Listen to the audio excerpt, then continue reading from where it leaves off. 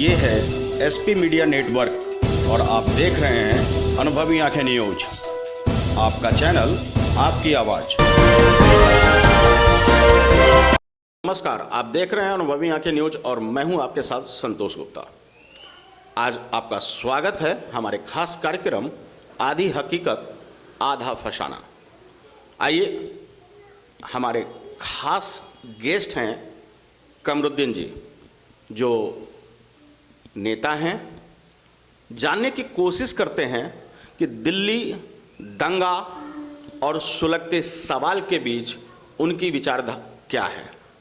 जानने की यह भी कवायद रहेगी कि आखिरकार दिल्ली दहली क्यों और दहलाने वाले कौन थे। कमरुद्दीन जी, सबसे पहले तो हमारे खास कार्यक्रम आधी हकीकत आधा फसाना में आपका स्वागत है। धन्यवाद। ये बताएं कि जो दिल्ली में दंगा हुआ, जिसमें लगभग 50 लोगों की हताहत होने की, मौत होने की खबर आ रही है, काफ़ी संख्या में पुलिस वाले भी घायल हैं और आम पब्लिक भी अस्पतालों में भर्ती है। बिल्कुल। क्या लगता है आपको कि ये दंगा क्यों हुआ? देखिए, ये बेमनुष्यता की बात है। जिन लोगों के अंदर बुद्धि भ्रष्ट है, उन लोगों ने हिंदू मुसलमान किया है। वो कौन था? वो देश के लोग थे, देश के ही इंसान थे, चाहे हिंदू थे या मुसलमान थे। जिसने भी जिसकी भी जाने गई हैं, उन परिवारों पे, उन सब पर क्या गुजरती होगी। ये दंगाई जैसे कुछ लोगों ने आके ऐसा करके दिखाया, तो वो तो देखिए, वो देश का और दिल्ली का जो खास करके दिल्ली में इंसानियत तार-तार हुआ है, इंसानियत शर्मसार हुई है। और इतना बड़ा ये दिल्ली, जो दिल्ली का दिल वालों का दिल्ली हुआ करता था, तो उस तरीके से आपका बिल्कुल कहना ठीक है कि ऐसा माहौल बना देना, ये बहुत ही ज़्यादा इंसानियत पर ख़तरा है। ख़ासकर मज़हब और जात पात से ऊपर उठ करके सबसे पहले इंसानियत है।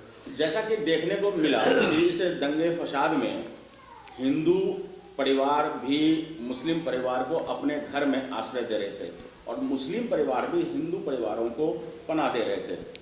तो ऐसे में तो नहीं लगता कि आपसी प्यार जो है कहीं कम था? फिर कौन लोग थे जो इस तरह के दंगों के पीछे? आपके हिसाब से वो लोग कौन थे? देखिए, वो लोग पॉलिटिकल लोग रहे होंगे या कुछ दंगाई रहे होंगे।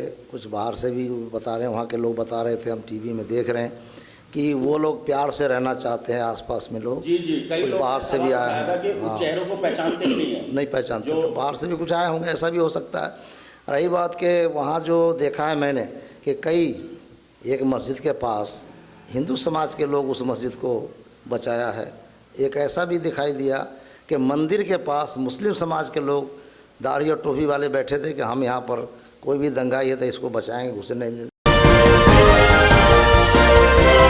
एक जवाब दीजिए कि मोदी जी हमारे देश के प्रधानमंत्री हैं, उन्होंने अभी अजमेर शरीफ पे चादर चढ़ाया है और भी नेता चादर चढ़ा रहे हैं, तो क्या विचारधारा है आपकी इस पर?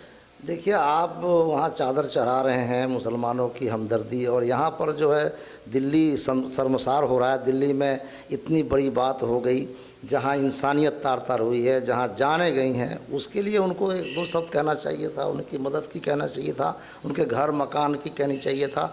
ये चादरें भेज देने से या आप वो क्या साबित करना चाहते हैं, ये तो हमारे समझ से भी बाहर है। NSA के अजित डोभाल जी के दौरा करते ही लगभग मामला खत्म हो गया, तो आपको लगता है कि कहीं ये दौरा पहले होना चाहिए था? नहीं, ये सब अब तो जो होना था वो हो गया, लेकिन अब अमन बहाली की बात करेंगे। हम लोग भी कह रहे हैं कि भाई जो हुआ है वो गलत हुआ है, चाहे कोई भी समाज के लोग रहे हों, तो वहाँ पे अमन और भाईचारा बनाए रखें। अपने पूरे दिल्ली में ऐसा माहौल ना बनने दें, और जो लोग राजनीति की रोटियाँ सेक रहे हैं उनको इस सब से हट करके, जात पात से हट करके, राजनीति से हट करके उनको इंसानियत पर काम करना चाहिए, दिल्ली बचाने का काम करना चाहिए। सुलगते दिल्ली में दिल्ली पुलिस पर भी सवाल उठा रहे हैं कि दिल्ली पुलिस 72 घंटे बाद जागी है, बाद एक्शन में आई है, क्या कहेंगे आप? उसमें पुलिस की गलती नहीं है, वो तो कानून को है। जो हम कह रहे हैं, कानून वाले जब भी एक्शन लेंगे ना, जब सरकार चाहती। सरकार तो ये 3 दिन बाद जागी है।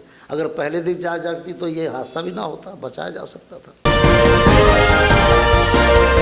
शाहीन बाग में जो लोग सड़कों पर बैठे हुए हैं, लंबा समय हो चुका है, सड़क बाधित है, आम जनजीवन बाधित है, उस पर आपका क्या कहना है? देखिए, हमने पहले भी कहा था कि इसको आप लोग कहीं बैठे मुस्लिम इलाके में, ये नहीं होना चाहिए। ये तो जब था या जंतर मंतर पे जाते या आप जो है रामलीला ग्राउंड जाते, अगर टैक्सी करना था तो सारे इलाकों में करना था। इसको एक तरफा जो है कुछ लोगों ने बनवा दिया कि ये मुस्लिम समाज के लिए सिर्फ है, तो ये साबित हुआ उससे बीजेपी को फ़ायदा भी हुआ है। और अब इस मामले में भी उनको ये लग रहा है कि भाई ये जो धरना है, प्रदर्शन है, ये अब हटने चाहिए। इलेक्शन से पहले इनको हटा दिया उन्होंने। जैसा कि आपने सुना नेता कमरुद्दीन जी की आवाज़, उनका कहना है कि आखिरकार जो एक्शन विलम्ब से हुई है, अगर वो थोड़ा पहले होती तो शायद जान माल की क्षति इतना नहीं होता। दूसरी तरफ इन्होंने कहा कि शाहीन बाग में जो लोग बैठे हुए हैं सड़क जाम करके, वो गलत है। उसे जंतर मंतर या रामलीला मैदान में होना चाहिए ताकि आम जनजीवन सुचारू रूप से चल सके। नेताजी हैं और नेताजी कहते हैं और करते हैं, और कथनी करनी दोनों में फ़र्क होता है। लेकिन यहाँ नेताजी कह भी रहे हैं और कर भी रहे हैं कि आप जागिए, आपको विरोध का पूरा अधिकार है, लेकिन उसे जायज़ तरीके से प्रदर्शित होना आवश्यक है। तो आज के लिए इतना ही। हमारे साथ बने रहिए और देखते रहिए अनुभवी आंखें न्यूज, क्योंकि यह है आपका चैनल, आपकी आवाज़। मेरा नाम महेश द्विवेदी है। समस्त देशवासियों को होली की बहुत बहुत शुभकामनाएं। आज जिस त्यौहार को हम गिले से शिकवे को ख़त्म करके मनाते हैं, हमारी दिल्ली के चुनाव संपन्न हुए। हम सभी जितने भी हमारे दिल्ली के रहने वाले हैं, उनसे मैं अनुरोध करना चाहता हूं, मतों का जो भेद था हो चुका है, मन भेद नहीं होना चाहिए। और एक दूसरे को जो होली का मिलन होता है उसमें मिलकर के प्यार मोहब्बत के साथ होली का त्यौहार मनाएं। जिस तरह से आज दिल्ली को पूरे विश्व में जलते हुए लोग देखना चाहते हैं, मैं अपने दिल्ली वासियों से यही कहना चाहता हूं कि आप अपने दिल में जो भी है उसको निकाल दें और हमारे एक दूसरे हिंदू, मुस्लिम, सिख, ईसाई सभी को भाईचारा के मिलके इस होली के त्यौहार को मनाएं। और हम सब इस त्यौहार को जिस तरह से मनाते रहें वैसे ही मनाते रहें। बहुत बहुत शुभकामनाएं होली की आप सभी को। मैं रविकांत चौबे उर्फ बबलू पंडित, मंडल अध्यक्ष भाजपा विकासनगर, अपने क्षेत्रवासियों को, दिल्ली वासियों को होली की बहुत बहुत शुभकामनाएं देता हूं और दिल्ली वासियों से अनुरोध करता हूं कि अपने भाईचारा को बनाए रखें। जो हमारे दिल्ली में अभी ऐसे ऐसे कांड हुए हैं, ये ना हो और होली को अच्छी तरह से मनाएं, भाईचारे के रूप में मनाएं। मैं पुनः दोबारा अनुरोध करता हूं कि दिल्ली को स्वच्छ भी रखें, शुद्ध भी रखें और शांत भी रखें। ये हम सबका दायित्व है। जय हिंद, जय भारत। नमस्कार, मैं रश्मि मिश्रा, समाज सेवी।